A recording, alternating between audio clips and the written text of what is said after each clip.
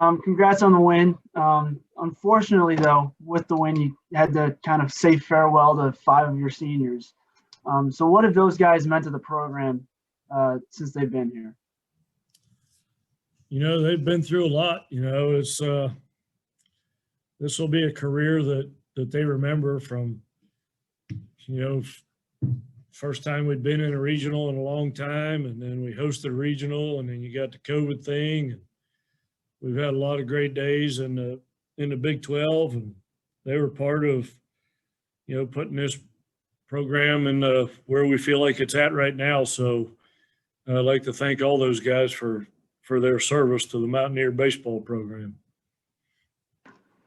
So you were excited to see Bachman pitch today to bring the heat, against you guys, and you guys put up 6 hits on him, put a few runs on him. How do you think you guys fared against him? Pretty good, He's got ridiculous stuff, I was kind of looking forward to seeing him throw about 101 miles an hour, but he didn't do that for me. But he was good, threw a ton of sliders. And when you do that, that affects your fastball command a little bit. And he, when he threw some fastballs, he threw them in the middle of the plate. And, Victor hit a nice home run off a fastball. But really, really good pitches. I'm going to be pretty excited to watch his career unfold after college. So, you got Vic hitting a homer. You have Nathan going 2 for 4. Matt's going 3 for 4. Another big day out of Austin. You're kind of talking about Paul McIntosh having a, big second half. That's kind of his trend. But it seems like the whole team is kind of having that trend. A lot of guys are kind of stepping up in the later months.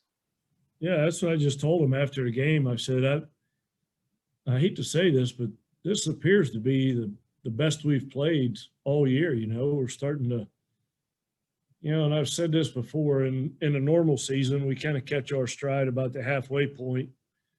But you throw in there, the COVID stuff that slowed us down, and the Whammer thing that slowed us down. And that just kind of set the timeline of when we catch fire back a little bit. But seems like we're doing it right now. And, who knows? I've seen crazier things happen than us being able to make a run at this thing, and so we're going to get a good night's sleep and come out and try and play good tomorrow and see what happens down the stretch. What's the scouting report on the Flyers tomorrow, Coach? Well, it's pretty dangerous because they haven't played yet this weekend, so they're coming in here. This is the first game of the weekend series for them, so they're throwing their quote unquote Friday guy, their number one pitcher who's really good, and they're going to be fired up to play here and super excited to play here. And our guys, this is game 3 of a series for them, and that's typically a lazier day.